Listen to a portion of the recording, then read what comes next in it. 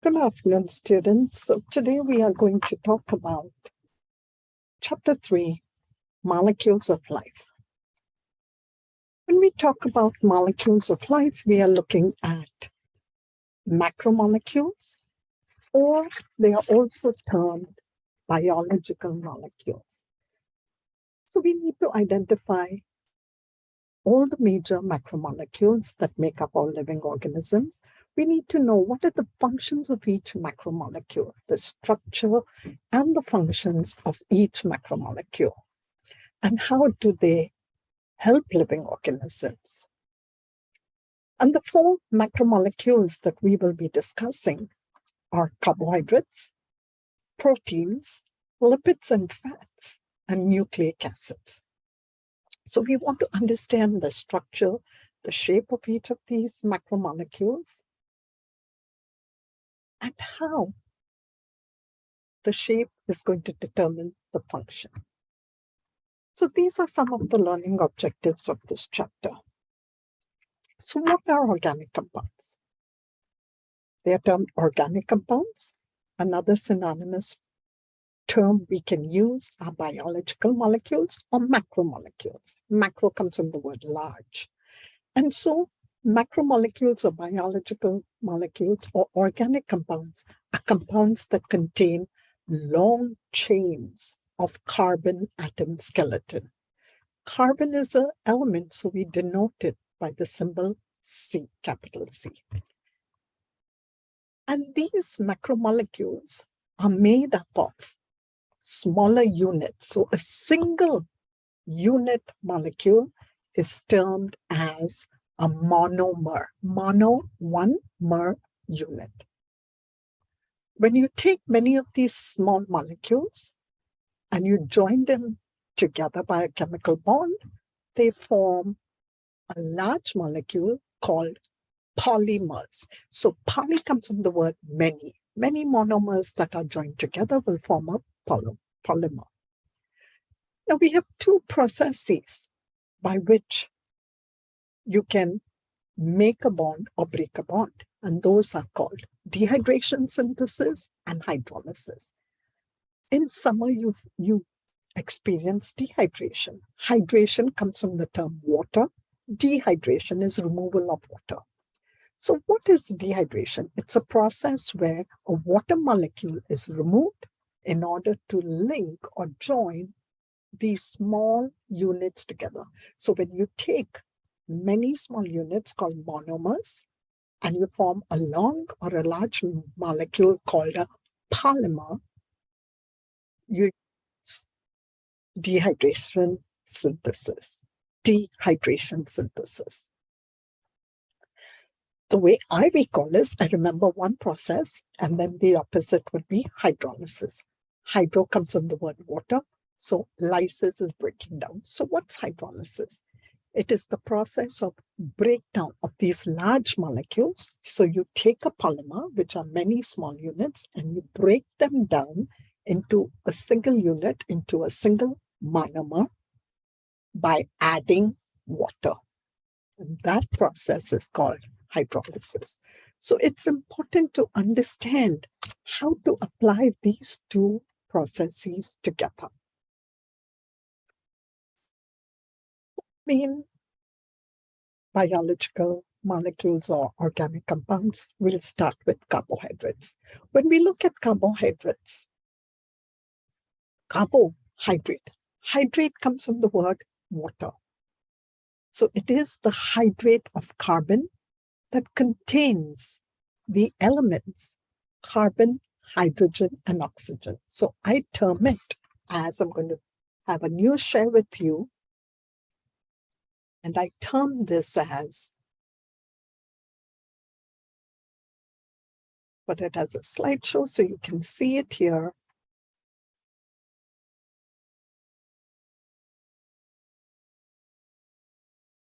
Carbon, hydrogen, and oxygen. So it contains the elements carbon, hydrogen, and oxygen, with hydrogen and oxygen in the ratio with water in the ratio of 2:1. So always there are two atoms of hydrogen. Let's put the laser. So there are always two atoms of hydrogen with one of oxygen. So that's a carbohydrate. Now, when you're looking at the carbohydrates, we need to see, I put them under the second question. So this is my summary questions for all these biological molecules. What are the definition, what it is, the two, the structure or the forms. Structure or the form. Can just erase this box here.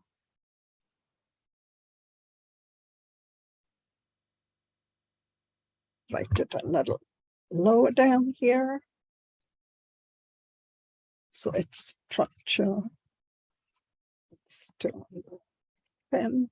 Structure or the form. The third would be the functions. Keep these 4 formatted questions when you are studying. And the last would be types, if any. So if that macromolecule has types, then we would write down the types. So let's go with, let's put this one close by, types, if any. So we answered what is the macromolecule, what is a carbohydrate, we know. Let's go to the structure. So now we see that carbohydrates are of two, they exist in two forms. What are the two forms in which a carbohydrate exists? How do you know you are eating a carbohydrate? If you are consuming sugars or starches. Starch. Go with the third point, types, if any. When we're looking at types, if any, are carbohydrates of different types? Yes, they are of different types. And what are the types of carbohydrates? They are of 3 types.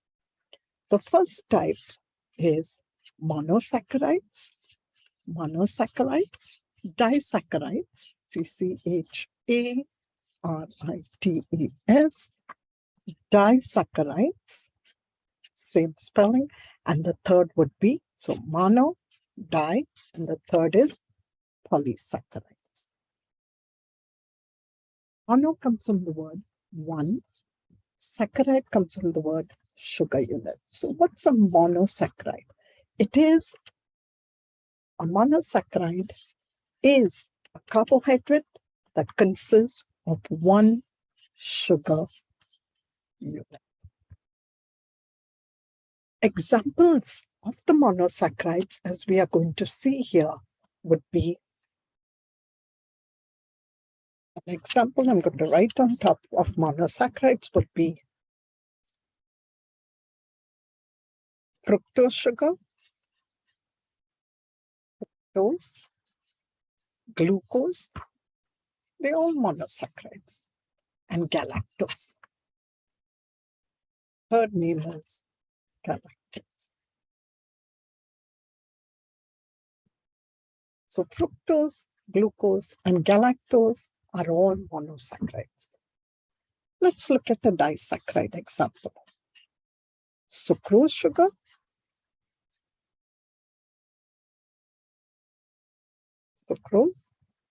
which is table sugar.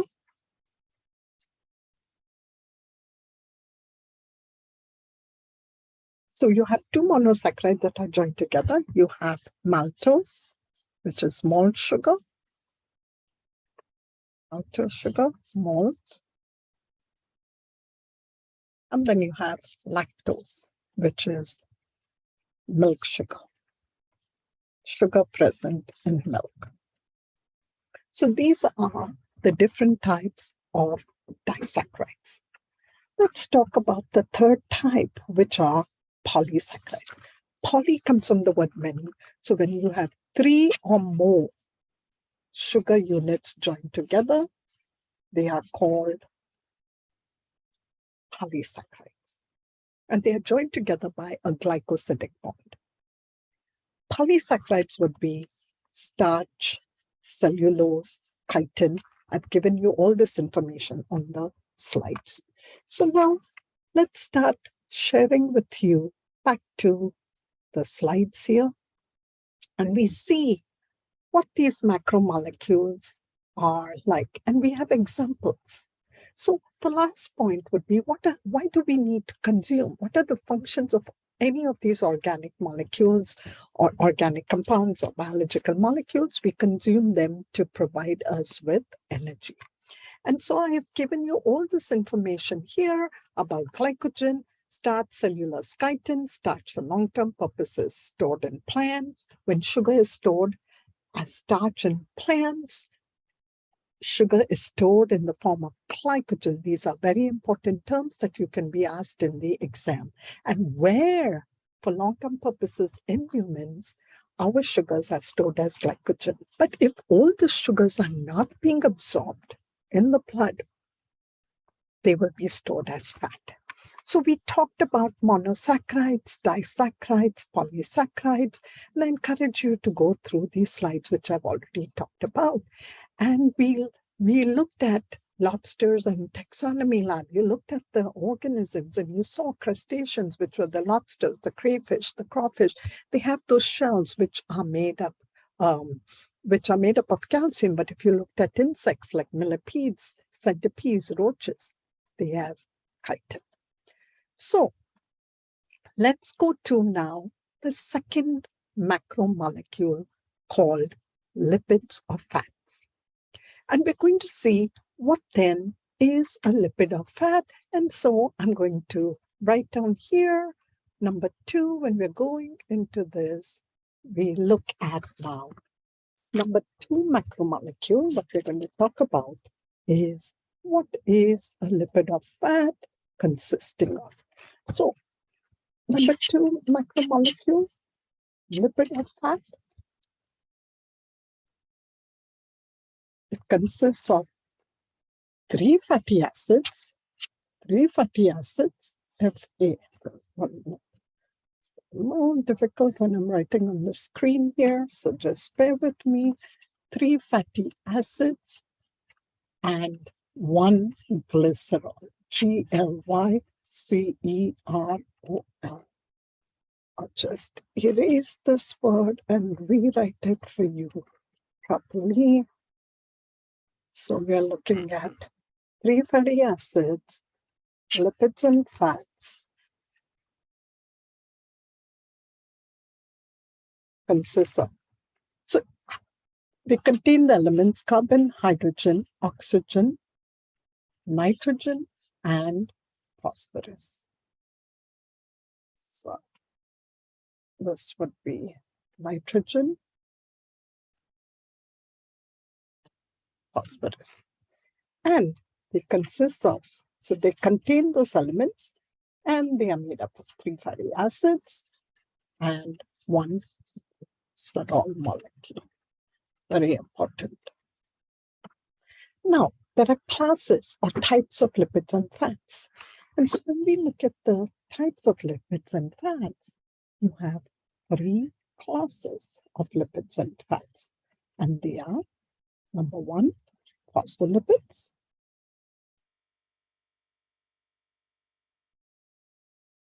Number 2, oils, waxes, and fats. And number 3, we're looking at steroids. So we're going to see how do these 3 classes differ from one another. So the first word, phospho. What is, when you look at the word phospho, phospho will immediately contain the element P, which is phosphorus.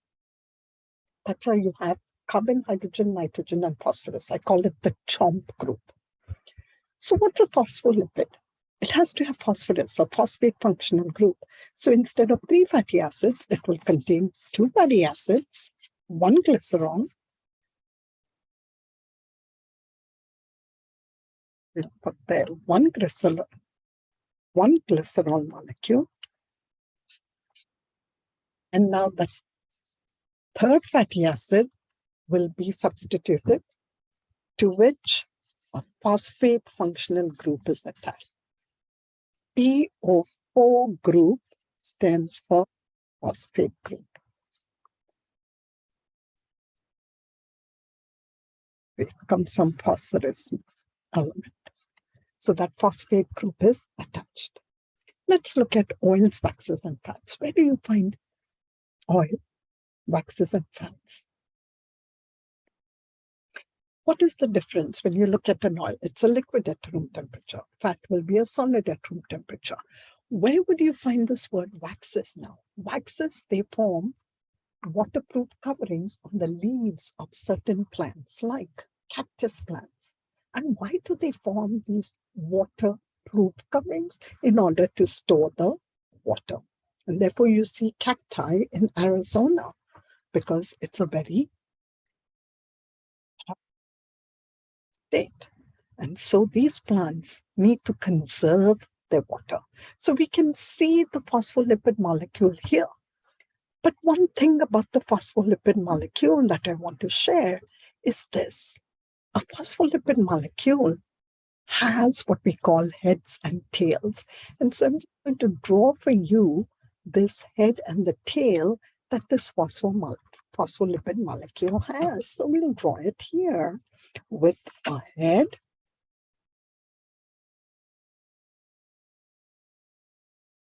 tail.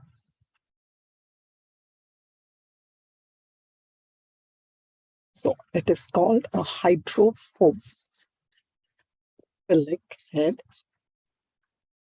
because it faces the watery environment, and the tail is hydrophobic. I'm going to redraw it here. So you have a head and a tail. So head and the tail is hydrophobic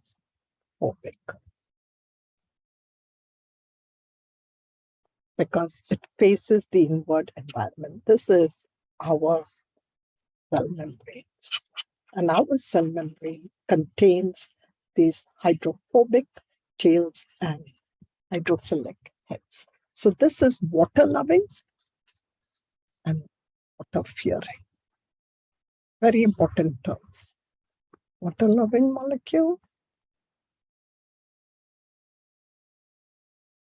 Gone to the end of my screen. So let's see if we can put it here as water-loving. And this is water. So therefore now we go back here and we're looking at this molecule here. So lipids, they are insoluble in water and they're greasy to touch. But they are important. Why? Because for long-term purposes, they provide storage and insulation, as well as they form our cell membranes and they are hormones. So now we look at our next one.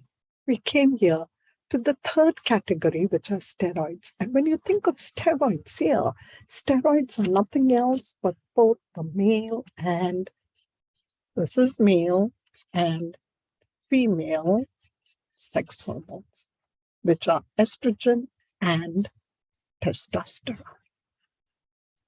So estrogen and testosterone are both the male and female hormones that are present in living organisms, in humans. Okay, female.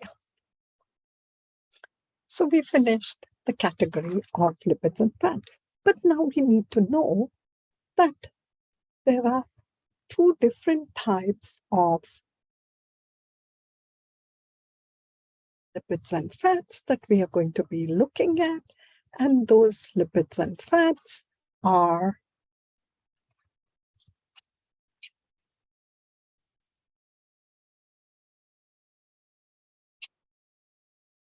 types of fats. So saturated and unsaturated. saturated, unsaturated. So we're going to look at these two terms, saturated fats and unsaturated fats. So which fats are healthy to eat? It is saturated fats. Why? Because these unsaturated fats, they have many hydrogen bonds between the carbon atom. So hydrogen bonds between the carbon atom, CH. They have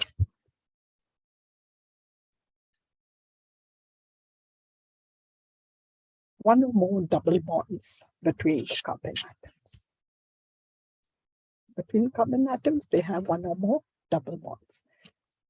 They are liquids at room temperature.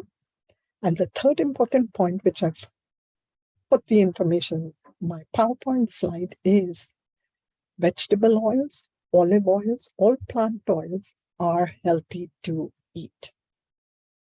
Saturated fats, they have they have many hydrogen bonds, difficult to break down. Therefore, they are solid at room temperature. Animal fats, butter, lard, these are all bacon. All these are unhealthy fats to consume. They lead to any heart diseases, cardiovascular diseases like arteriosclerosis, atherosclerosis. So that's important to understand the difference between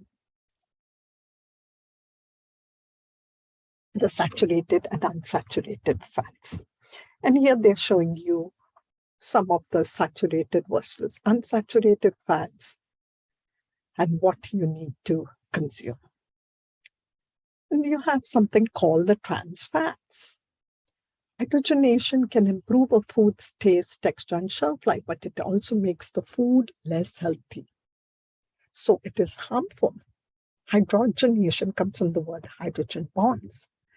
And so you're adding a lot of hydrogen atoms to the liquid. And the unsaturated fat now becomes saturated. Hydrogenation also leads to trans fats. The trans refers to the unusual orientation of some or maybe all of the double bonds that are present between the carbon atoms, in addition to the hydrogen atoms that are present. So we've talked of waxes. So here when we look at the fats, we come across, when you look at your blood tests, you come across this word called LDLs and HDLs. LDLs comes from the word low density lipoproteins. When a lipid goes and attaches to a protein, it forms a molecule called lipoprotein or lipoprotein. HDLs is high density lipoproteins. Which is the healthier lipoprotein?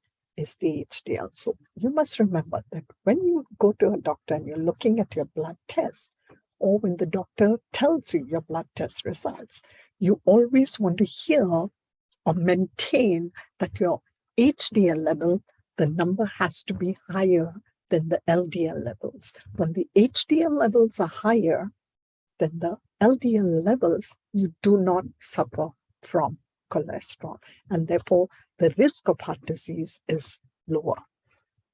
So also remember, when we talk steroids, cholesterol is the good steroid that our cell membranes are making. Okay, so we look at cholesterol here. They are the steroid group, and all sterols, it's an important part of our cell membrane. The plaque which contains cholesterol can cause the hardening of the arteries and contribute to heart disease. But our cell membranes have this molecule called cholesterol within our cell membrane. So we will see the next chapter, when we talk about the cell membrane structure and function, how cholesterol, which is like a diamond-shaped molecule present within the bilayer between the hydrophilic heads and hydrophobic tails of our cell of the phospholipid bilayer, is going to give fluidity to our plasma membrane. That is the good cholesterol that our cells need to keep producing, not the cholesterol that we suffer from if your LDL number is higher than your HDL number. So, we talked about estrogen, and so we finished all this information. Now we come to what are proteins. So I'm going to explain what is the third macromolecule, namely proteins. Okay, so when we look at proteins, just erase this part here. I'll look at proteins now. Third macromolecule called protein. What then is a protein made up of? Protein will be made up of carbon, hydrogen, oxygen, and nitrogen. So I call it the CHON group. So the moment you think of protein, you immediately say it is a large molecule made up of 20 different amino acids. Now, I would ask you in the exam, very important, if I'd asked you, what are the two functional groups in a protein, and the two are for amino or amino NH2, and for the acid group it is COOH. So this is extremely important. The amino group is NH2, the acid group is COOH. These are called functional groups that are present in a protein molecule. Now, how are these proteins, which is this large molecule, bonded? They are joined together by polypeptide bonds. So all these 20 amino acids are held together or joined together by these polypeptide bonds. So when we look at the proteins, the main focus on proteins here is we're going to focus on their functions. So we call them bodybuilding molecules. What is the first function proteins perform? Proteins give structure to our cells.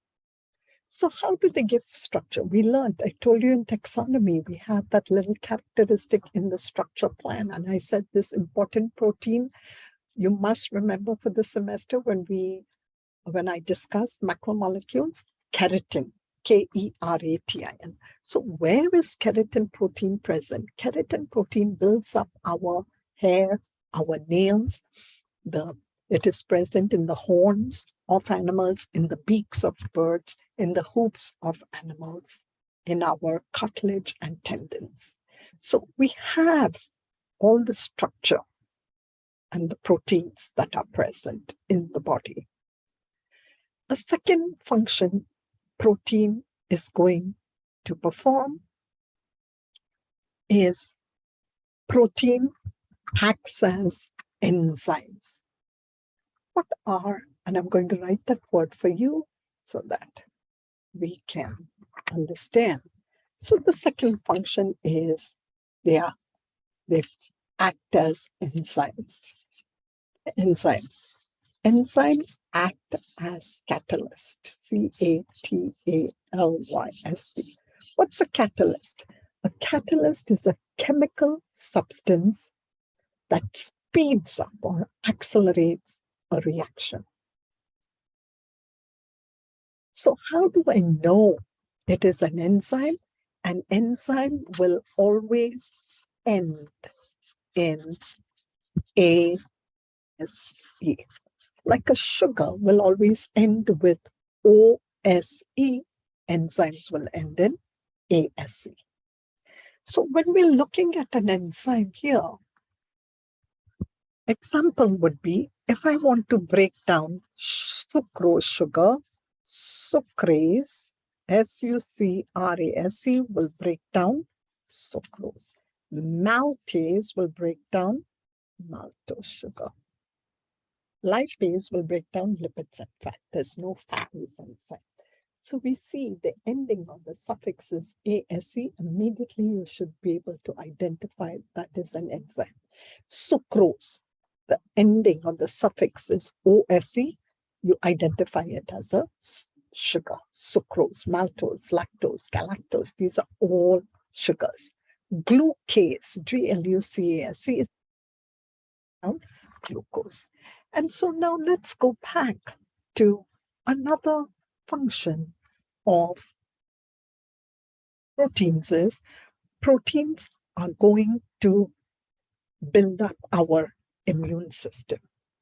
And so how do proteins build up our immune system? They will produce, we need to know two names, and you need to find out the definition: antigen, ANTIGEN, and antibodies. What's the difference between an antigen and antibody? Also, proteins, they are going to transport. They carry molecules in the blood. And that the moment you think of the protein that is being carried in the blood, the name is, I'm going to put it down here, hemoglobin. So hemoglobin is the transport protein. Hemo comes from the word heme, HEME. Globin is the round protein. So when hemoglobin, how hemoglobin formed? When red iron, IRON, red iron pigment attaches to protein, and it comes in contact with oxygen in the blood, hemoglobin is formed. So immediately when you think of transport protein, hemoglobin is the transport protein. I hope you'll enjoy my lecture and you are able to comprehend the information I am giving you. Another function protein is performing in our cells. I am contracting my muscles, so I'm building up my biceps. So I contract, building up my muscles, my biceps, which is contraction of muscles, is actin. Myosin is relaxation of the muscles. So proteins help in muscle contraction and relaxation. And then also proteins, they control all the cell's activity. They're also they act as hormones. Proteins are acting also as hormones. And so these are all the examples or the functions that proteins are carrying out in the body. Protein is also present in milk, casein, CASEIN. It builds up, we said, tendons, cartilage, bones, etc. So everywhere we need proteins. And you see, when we eat eggs, the composition of eggs is you have the white part called egg albumin. We'll be testing that in the lab when we do organic compounds testing, all these macromolecules. So ALBUMIN is the white of the egg. Egg white is called egg albumin. It's a protein. And so we see here that proteins are essential. They help in the growth, the repair, the replacement, energy storage in bonds. Now, there are structures. Proteins differ in their structures. You just have to know what's the difference. There are 4 structural proteins: primary, secondary, tertiary, quaternary. And the way I remember it, if it's difficult to pronounce, then you know its function should be immediately associate or relate its function to be very complex. So primary structural protein, if I were to open up the protein, it consists of a linear. All the amino acids would be in a line. So it's a linear sequence of amino acids. Secondary consists of 2 shapes. It's folded. So proteins, when we say the shape of a molecule determines its function, I said it earlier. The simpler the shape, think about it, the simpler would be its function. The more complex the shape, the more complex would be its function. So we see now primary structural protein consists of a linear sequence of amino acids joined together by these polypeptide bonds. So it's simple, therefore function will be simple. Secondary is a little more complex. It has these folds or it has these helices like our DNA molecule with all hydrogen bonds present. And it's like a pleated structure. So if, for example, I have these folds, then that's what a pleated structure looks like, the tuxedo shirt or pleated dress. So it's a little more complex. Tertiary is a combination of both these and these sheets. So the polypeptide chain takes on a complex three-dimensional shape because of the interactions of the side chains. And quaternary, the most important I want you to remember is quaternary protein. It is very convoluted, very complex, very folded, very bent. And heme is a quaternary protein. So I tend to ask you, name of the protein here is hemoglobin. Hemoglobin is the quaternary protein. The protein that is carrying the oxygen to the lungs, from the lungs to different cells within the body. Okay? Now, naturation. To denature is to change the shape of the molecule. So, when you fry an egg, what happens? Immediately when you put the egg in the skillet, the heat is going to break down the hydrogen bonds that give the natural shape to the molecule. So there is unfolding taking place in white, and it loses the secondary and tertiary structures. So denaturation is breaking the bonds and changing the shape of the molecule. So when the molecule is unfolded, the disruption of the protein folding is called denaturation. And so here, why do some people have curly hair? Why do some people have straight hair? It's dependent on the shape of the molecule, which involves altering some of the hydrogen bonds between the amino acids that make up the protein, which changes its tertiary shape. We come to now the last one, which are nucleic acids. So all this information I am going to explain here. When you look at nucleic acid, nucleic comes from the word nucleus. So nucleic acids are macromolecules that store the genetic information. They are found in the nucleus of the cell. They are nucleotides, the building blocks of the nucleic acid. And we're going to see each nucleotide is composed of these three molecules. And I've put them as it is a 3-subunit molecule that contains a 5-carbon sugar, so 5C sugar, a phosphate group, PO4, and a nitrogen-containing base. What are the 5-carbon sugars? If you're talking of DNA, it would be deoxyribose sugar. If it is RNA, it would be ribose sugar. Now, what are the nitrogenous bases? They are adenine, thymine, cytosine, and guanine in DNA. But in RNA, instead of thymine, you have uracil. Very important. You need nucleic acids till the end of the semester.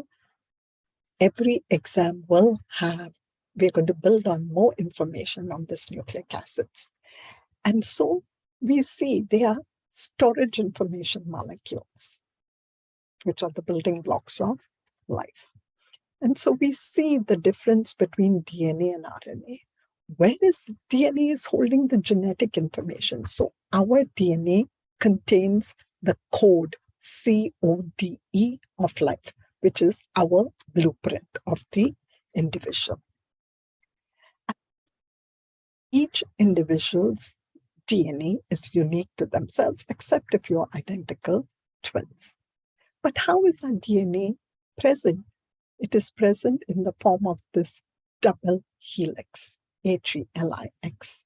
And this double helix, if you look here, on the outside. So it consists of these several thousands of nucleotide molecules. So I am going to share with you how these nucleotide molecules look. Right here, about these nucleotide molecules, how these nucleotide molecules are looking. So when we look at nucleotides here, acids, we're drawing our DNA. And therefore, I'm going to draw the DNA deliberately as two different strands so we can see it. And these two strands run 5 prime, 3 prime, and this will run in the 3 prime, 5 prime.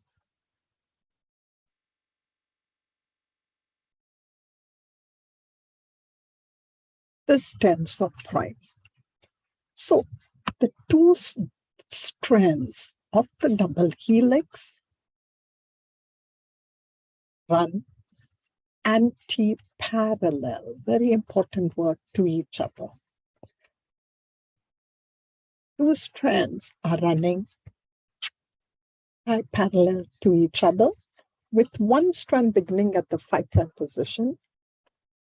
So if you look here, we go back to sharing our screen, and it's important to understand here how these strands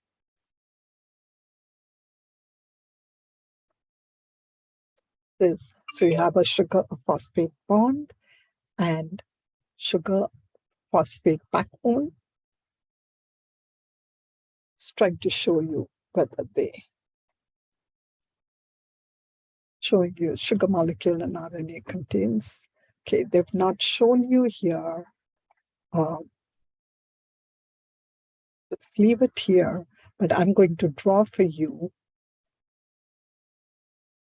Here,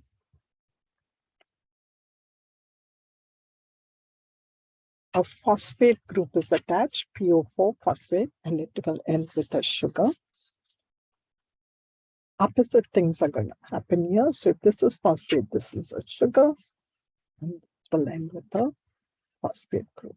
That's what we mean by anti-parallel. Now, let's look at the 3 subunit molecules. So you have a sugar, you have a phosphate molecule, so you have a sugar, you have a phosphate, and if I have a base, say A will always pair with T, forming a double bond. This is called Chargaff's rule. Chargaff. So what does Chargaff's rule state? Chargaff's rule. For DNA, you have B triple bond G. For RNA, you will have double bond. You don't have a T, it's substituted. So if I remember, this is DNA because it's a double helix. If I had a C, it would pair with a G. If I had a T, it would pair with an A. If I had a G, it would pair with a C.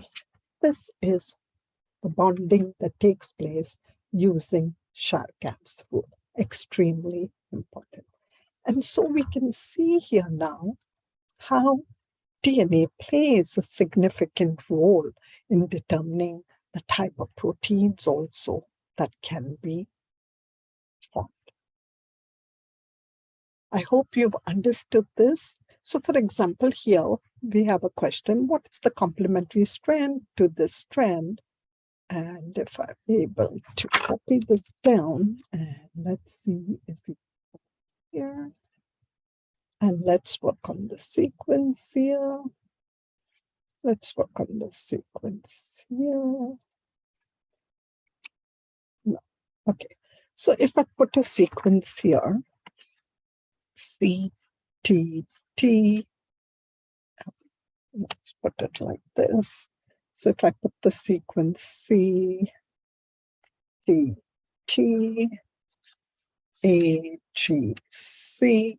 So what does C bond with? C will bond with G, T will bond with A, T with A, G with C, C with G. This is using sharic acid. That's called the complementary strand or the daughter strand. You can always form the complementary or a daughter strand. With this, students, we've finished with our chapter. I hope you enjoyed this topic.